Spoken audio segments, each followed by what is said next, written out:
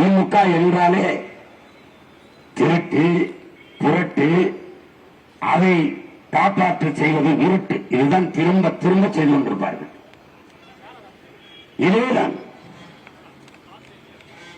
ஆட்சிக்கு வருவதற்கு முன்பு நாங்கள் வந்தால் மதுக்கடைகளை மூடுவோம் பேசுவதற்கிறது. வலைவழியிலே பாருங்கள், ஐயா கலைஞர் தொடங்கி ஐயா ஸ்டாலின், தம்பி உதயநிதி, அம்மையார் கனிமொழி எல்லோரும் நாங்கள் வந்தால் மதுக்கடைகளை மூடுவோம். வந்த பிறகு ஏன் மூடவில்லை என்றால் வாயை மூடுவோம். இதான் அவர்களுடைய கோட்பாடு, இதான் அவர்கள் நிலைப்பாடு. எந்த இடத்தில் உறுதியாக நின்றிருக்கிறார்கள்? இந்த மண்ணிற்கும் மக்களுக்குமான எந்த உரிமையை பாதுகாத்து வைத்திருக்கிறார்கள்? ஒரே நாடு ஒரே தேர்தல் எதிர்க்கிறார்கள். ஆனால் ஒரே நாடு ஒரே ரேஷன் கார்டை ஏன் ஆதரித்தீர்கள்? ஒரே நாடு ஒரே வரியை ஏன் ஆதரித்தீர்கள்? இந்த சரக்கு மற்றும் சேவை வரி ஜிஎஸ்டி கொண்டு வந்தது யார்? காங்கிரஸ். கூட இருந்தது யார்? இதே திமுக.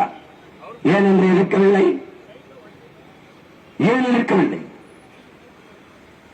எல்லா நட்சத்திட்டங்களையும் நாசத்திட்டங்களையும் கொண்டு வந்தது காங்கிரஸ், திமுக.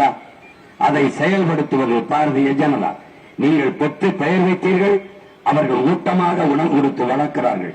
ரெண்டு பேருக்கும் வேறுபாடு என்ன? வேறுபாடு என்ன? எந்த இடத்தில் எந்த உரிமையை, இந்த மண்ணின் மக்களின் உரிமையை நீங்கள் பாதுகாத்து வைத்திருக்கிறீர்கள்?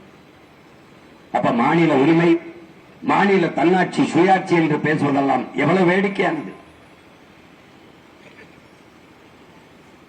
உங்கள் பிள்ளைகள், நாங்கள் வீதி வீதியாக வந்து உங்களை சந்தித்து வாக்கு கேட்கிறோமே, ஏன் ஆட்சி அதிகாரத்தில் இருக்கிற திராவிட முன்னேற்ற கழகத்தினுடைய தலைவர் பெருமக்கள் 3.5 ஆண்டு கால ஆட்சியின் சாதனையை சொல்லி வாக்கு கேட்க ஏன் வரவில்லை?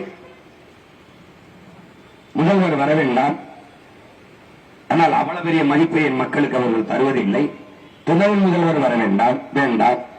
மற்ற அமைச்சர் பெருமக்கள், இந்த தொகுதியில், இந்த மாவட்டத்தில் இருக்க மற்ற சட்டமன்ற உறுப்பினர்கள், பாராளுமன்ற உறுப்பினர் யாருமே வந்து பேசவில்லை. ஆட்சியின் சாதனையை சொல்ல ஒன்றும் இல்லை, சொல்லி ஓட்டு கேட்க ஒன்றும் இல்லை.